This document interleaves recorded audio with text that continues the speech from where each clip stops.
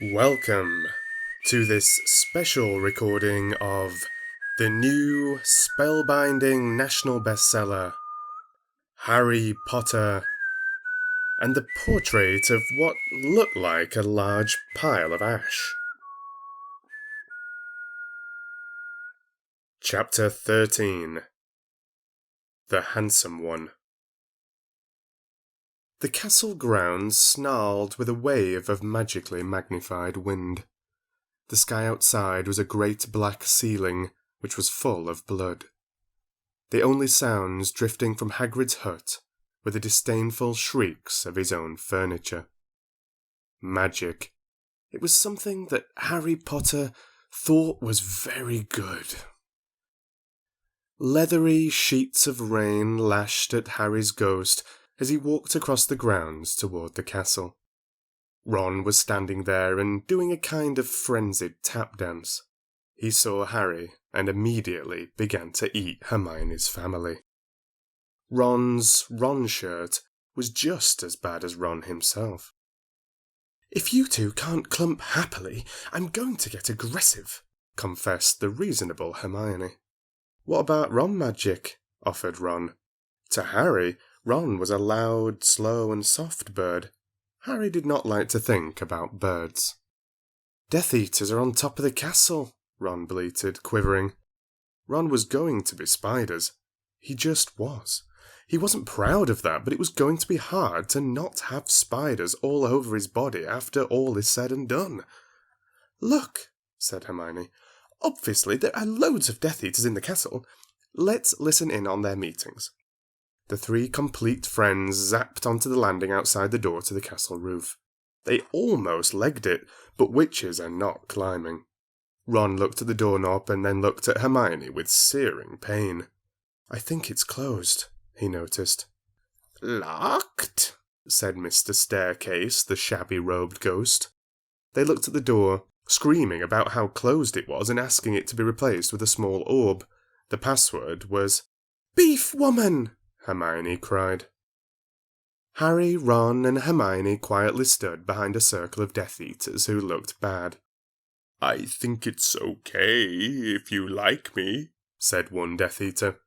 "Thank you very much," replied the other. The first Death Eater confidently leaned forward to plant a kiss on his cheek. "Oh, well done," said the second as his friend stepped back again. All the other Death Eaters clapped politely. Then they all took a few minutes to go over the plan to get rid of Harry's magic. Harry could tell that Voldemort was standing right behind him. He felt a great overreaction. Harry tore his eyes from his head and threw them into the forest. Voldemort raised his eyebrows at Harry, who could not see anything at the moment. "Voldemort, you're a very bad and mean wizard," Harry savagely said. Hermione nodded encouragingly. The tall Death Eater was wearing a shirt that said, "Hermione has forgotten how to dance," so Hermione dipped his face in mud. Ron threw a wand at Voldemort and everyone applauded. Ron smiled. Ron reached for his wand slowly. "Ron's the handsome one," muttered Harry as he reluctantly reached for his. They cast a spell or two and jets of green light shot out of the Death Eaters' heads. Ron flinched. "Not so handsome now," thought Harry as he dipped Hermione in hot sauce. The Death Eaters were dead now, and Harry was hungrier than he had ever been.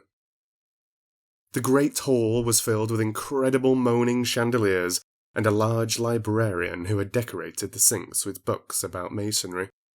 Mountains of mice exploded. Several long pumpkins fell out of McGonagall. Dumbledore's hair scooted next to Hermione as Dumbledore arrived at school. The pig of Hufflepuff pulsed like a large bullfrog. Dumbledore smiled at it and placed his hand on its head. "You are Hagrid now." "We're the only people who matter.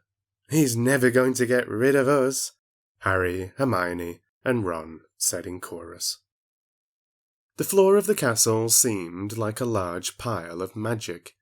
The Dursleys had never been to the castle, and they were not about to come there in Harry Potter and the portrait of what looked like a large pile of ash. Harry looked around, and then fell down the spiral staircase for the rest of the summer. "I'm Harry Potter," Harry began yelling.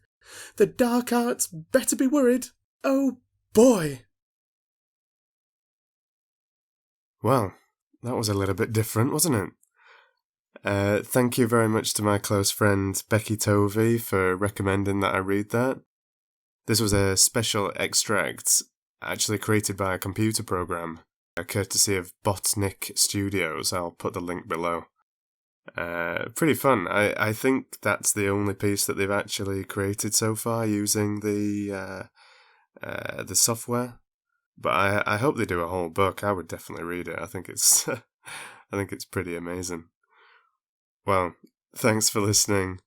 I hope you enjoyed it. And if you're new to my channel, please subscribe. And if you're returning, well, thanks again. Read to you soon.